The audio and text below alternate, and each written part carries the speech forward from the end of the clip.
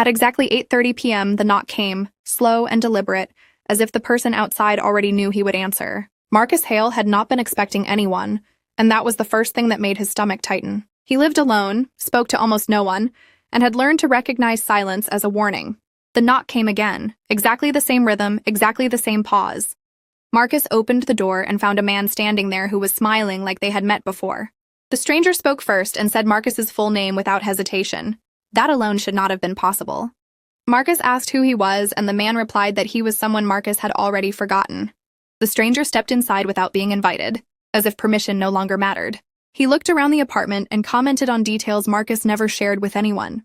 He mentioned the scar on Marcus's left hand and the reason he got it when he was 13. He mentioned the voicemail Marcus deleted 3 years ago without listening to it. Marcus felt his chest tighten because no one else knew those things. The stranger said calmly that people think forgetting is accidental, but most of the time it is a choice. Marcus tried to force the man to leave, but the words felt weak even as he spoke them. The stranger explained that Marcus had been slowly removing himself from the world for years. He reminded Marcus of birthdays ignored, calls unanswered, and friendships allowed to decay without resistance. Marcus argued that people abandoned him first, but the stranger shook his head. The stranger said Marcus stopped showing up long before anyone stopped caring. He explained that the human mind learns absence faster than it learns loss. Marcus asked why this was happening now, and the stranger checked an invisible watch. The stranger said it was because tonight was the deadline. Marcus demanded to know what deadline meant, and the stranger finally stopped smiling. He explained that when someone becomes forgettable enough, reality stops correcting the mistake. He explained that names fade first, then faces, then impact, and finally existence. Marcus laughed nervously and said this sounded insane, but the stranger did not react. The stranger said insanity does not follow rules this precise. He walked to the mirror and asked Marcus who he saw. Marcus answered immediately, but the stranger pointed out the hesitation before the name. That hesitation was new, and Marcus felt it burn. The stranger told Marcus that tomorrow people would struggle to remember his voice. He said next week Marcus's job would quietly replace him without explanation.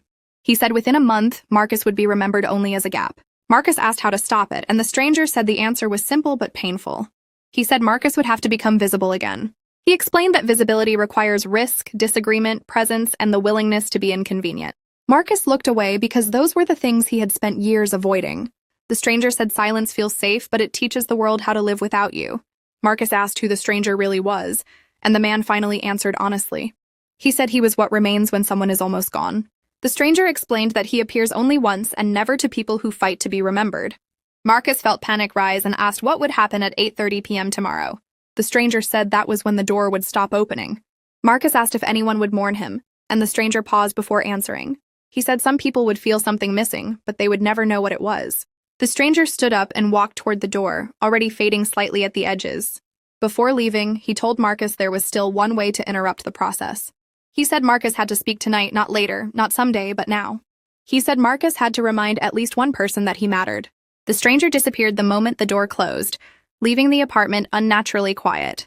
Marcus stood frozen for several minutes before grabbing his phone with shaking hands. He scrolled through contacts filled with names he had ignored for too long.